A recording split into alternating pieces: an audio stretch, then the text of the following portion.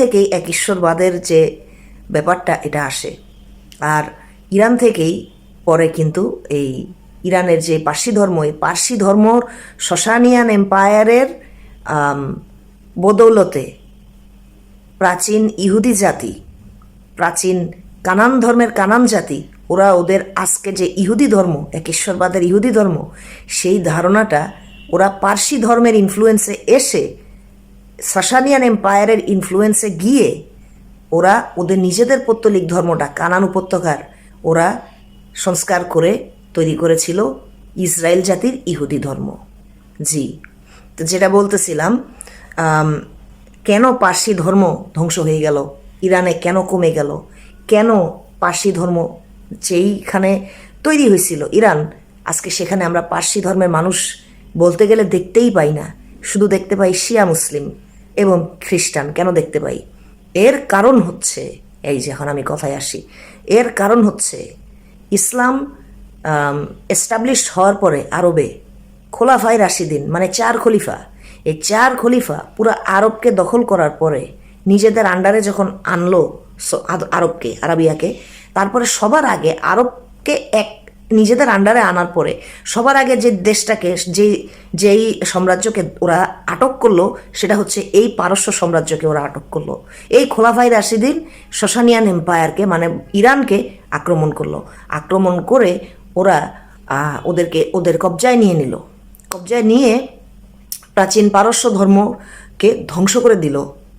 তাদের মন্দির, তাদের পূজা অর্চনা, তাদের বই পুস্তক, তাদেরকে মানুষদেরকে চাপ দিয়ে মাইরে বাইন্দে দৈরে কাইটে ওদেরকে ইসলাম ধর্মে রূপান্তরিত করলো এবং ওদেরকে বলে দিল যে যারা ইসলাম ধর্ম গ্রহণ করবে না তোমরা হয় মরো আর নাইলে জিজিয়া কর দিয়ে থাকো, যেহেতু তোমরা ইসলামের মতে অমুসলিম। তো জিজিয়া কর দিয়ে যারা থাকলো তারা থেকে গেল, আর যারা জিজিয়া কর দিয়ে থাকতে পারলো না তারা ভারতে মাইগ্রেট করে চলে গেল এবং বিভিন্ন জায়গায় মাইগ্রেট করলো। এখন ভারতে পার্সিদের একটা বড় সংখ্যা আছে যারা গুজরাট টুজরাটের দিকে এসে সেটেল করছে। তো এই যে আজকে ভারতে পার্সি লোকজন দেখা যায়, এরা আসছে কই থেকে?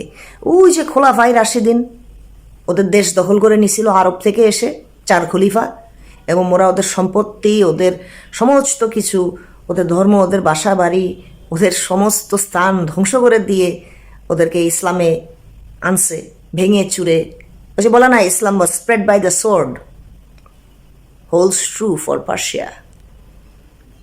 আজকে যে জোরাস্ট্রিয়ান ধর্মের পতন হয়েছে সেটা ইসলামের জন্যই পতন হয়েছে, খোলাফায়ে রাশিদিনের জন্যই পতন হয়েছে। আপনারা হিস্ট্রি মিলাই দেখেন। আমি জাস্ট মেসেজটা ডেলিভার করলাম, আপনারা আবার কিছু মনে করিয়েন না, আমাকে আবার গালি দিয়েন না। আমি কিন্তু জোরাস্ট্রিয়ানও চালু করি নাই, আবার জোরাস্ট্রিয়ানকে ইসলাম দিয়ে ধ্বংসও করি নাই। আমি শুধু মেসেঞ্জার, মেসেজটা দিচ্ছি, আর কিছু না। তো যেটাই হোক, এই পার্সি ধর্ম আজকে, যেই পার্সি ধর্ম এবং পার্সি সভ্যতা যেটা, ইরান যেটা, ওদের সমস্ত কিছু ধ্বংস হয়ে গেছে এই আরবের খোলাফায়ে রাশিদিনের কারণে। ঠিক আছে, ওদের সব কিছু ধ্বংস হয়ে ওদের ভিতরে, ওদের উপরে হচ্ছে আরবের যে সংস্কৃতি, আরবের যে সংস্কৃতি, বেদুইনদের যে সংস্কৃতি, সেই সংস্কৃতি পারস্যদের উপরে খোলাফায়ে রাশিদিনরা চাপায় দেয়। এবং খোলাফায়ে রাশিদিনদের পরবর্তীতে ইরানে যারা মুসলিম বাদশা টাদশা ছিল, এরাও কালেক্রমে প্রাচীন পারস্যের যে গৌরবময় একটা ঐতিহ্য সেটাকে ইসলামীকরণ করে এবং ওদের যে নিজস্ব লেখার ওদের বর্ণমালা ছিল সেটা পর্যন্ত ওরা নষ্ট করে দেয়, সেটা পর্যন্ত ওরা ধ্বংস করে দেয়। ওরা ওদের উপরে চাপায় দেয়, আরবি লেখো তোমরা, আরবিতে তোমরা হরফ লিখবা, আরবিতে তোমরা লিখবা, তোমরা কথা বলো পার্সিতে কিন্তু তোমরা আরবিতে লেখা লিখবা। ওদের যে পাহলভি স্ক্রিপ্ট, এই যে আপনারা দেখতে পাচ্ছেন ছবি, এটা ওদের নিজস্ব বর্ণমালা, নিজস্ব ভাষা, সে ভাষাকে পর্যন্ত এই আরবীয়রা, এই খোলাফায়ে রাশিদিনরা ধ্বংস করে দিচ্ছে। এখন আপনি চিন্তা করে দেখেন ওরা কত ড্যামেজ করছে ইরানের।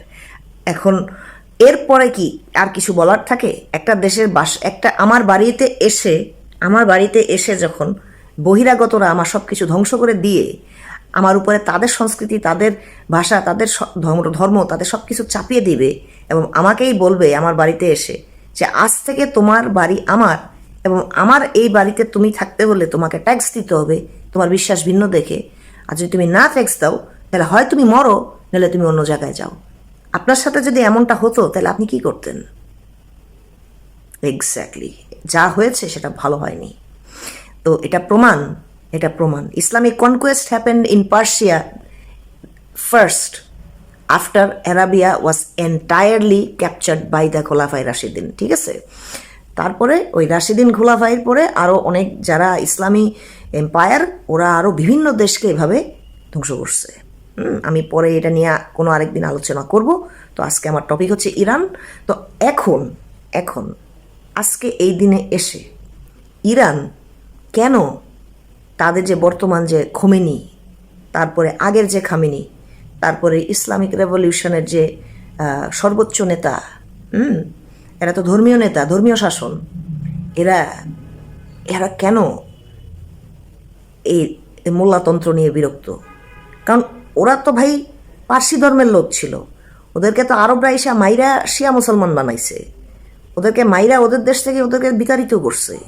সেটার একটা বড় প্রমাণ হচ্ছে ভারতের পার্সিরা কি করে ভাই, ওইখান থেকে তারা খায় নিজের দেশ ছেড়ে গেছে গা। আপনি নিজে খবর নিয়ে দেখেন, আমাকে গালি দিয়েন না। তো এখন ইরানের মানুষ তারা চায় মোল্লাতন্ত্র নিপাত যাক, তারা চায় তাদের যে আগের ভাষা বলতো, তারা যে হরফে তারা লিখত সেটা ফিরিয়ে আনতে চায়, এবং অনেকেই চেষ্টা করতেছে ইরানে যে এই আগে তাদের যে গৌরবময় সংস্কৃতি, গৌরবময় ঐতিহ্য সেটা আবার ফিরে আসুক।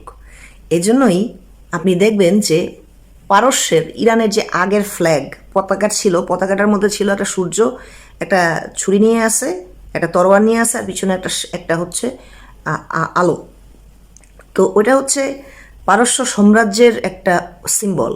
আর পারস্যের হচ্ছে সিংহ পাওয়া যায়, যার জন্য ওদের পতাকায় ওদের সিংহ ছিল, সিংহর একটা ছবি ছিল। ঠিক আছে, ইরানে কিন্তু সিংহ পাওয়া যায় তো জঙ্গলে, এখনও পাওয়া যায় হালকা পাতলা।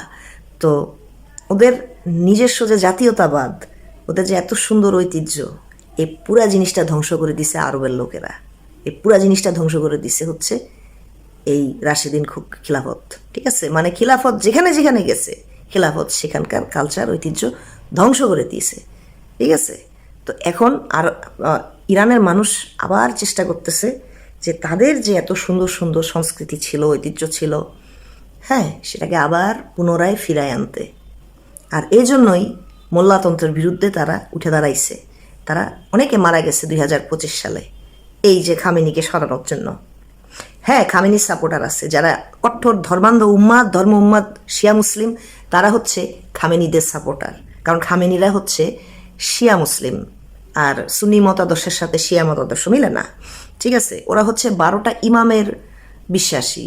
ওরা হচ্ছে নিজেদেরকে মনে করে, এই যে খামেনিরা, এরা নিজেদেরকে মনে করে যে এরা আহলে বাইত পরিবারেরই কেউ।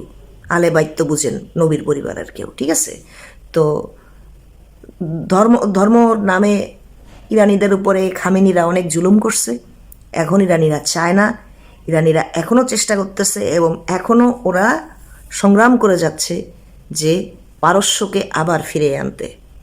এটার জন্য ইসরায়েল পিছনে আছে নাকি আমেরিকা পিছনে আছে, আপনি সেটা বিচার করার আগে আপনি কোনো ইরানিকে জিজ্ঞেস করেন যে আপনি কি ইসরায়েলের মদত দেয়াতে এই প্রাচীন পারস্যকে ফেরত চান, নাকি আমেরিকার মদত দেয়াতে প্রাচীন পারস্যকে ফেরত চান? দেখবেন আপনি, এটা পলিটিক্যাল বিষয় না, এটা সম্পূর্ণ কালচারের বিষয়। ওরা ওদের সংস্কৃতিকে ফেরত চায়, ওরা ওদের ভালো স্ক্রিপ্ট ফেরত চায়, ওরা মুক্ত স্বাধীন মানুষ, ওরা অনেক পুরনো একটা গৌরবময় সমৃদ্ধ একটা সাম্রাজ্য, যেটা ওরা ফেরত চায়। ওরা এই মোল্লা টোল্লা, তারপরে শিয়া ইসলাম, এগুলো ওরা চায় না। ঠিক আছে, যারা খামেনির ভক্ত, যারা ধর্ম উন্মাদ, তারা আপনাকে বলবে আমরা ইসলামিক রিপাবলিক চাই। কিন্তু আপনি পড়ালেখা করা কোনো শিক্ষিত ইরানিকে আপনি জিজ্ঞেস করেন, তুমি কি পার্সিয়া চাও নাকি তুমি ইসলামিক রিপাবলিক অফ ইরান চাও, আপনি দেখবেন যে কোনো দেশপ্রেমী পার্সি লোক বা ইরানিয়ান আপনাকে বলবে আমি আমার পার্সিয়া ফেরত চাই। এই যে 21শে মার্চ পার্সি ক্যালেন্ডারের নতুন বছর হয়। আর নতুন বছরকে ওরা কী বলে জানেন? হ্যাপি নওরুজ। নওরুজ বলে ওরা। ওরা দুইটা দিবস পালন করে, তার মধ্যে একটা হচ্ছে নওরুজ। 21শে মার্চে এটা এই বছরে পালিত হয়েছে 2026 সালে। আপনি চাইলে নওরুজ লিখে সার্চ দেন। তারপরে আমি শেষ করার আগে আরেকটা ইনফরমেশন দিচ্ছি। এই যে মাজদা গাড়িটা, মাজদা কোম্পানির গাড়ি, এই মাজদা কোম্পানি কই থেকে, নামটা কোত্থেকে আসছে? এই যে পার্সি দেবতা, পার্সি ধর্মের যে গড আহুরা মাজদা, ওই মাজদা থেকে, আহুরা মাজদা থেকে এই মাজদা এসেছে। Have a nice day, everyone. To my Iranian friends, to the Iranian people who love their country, long live Persia.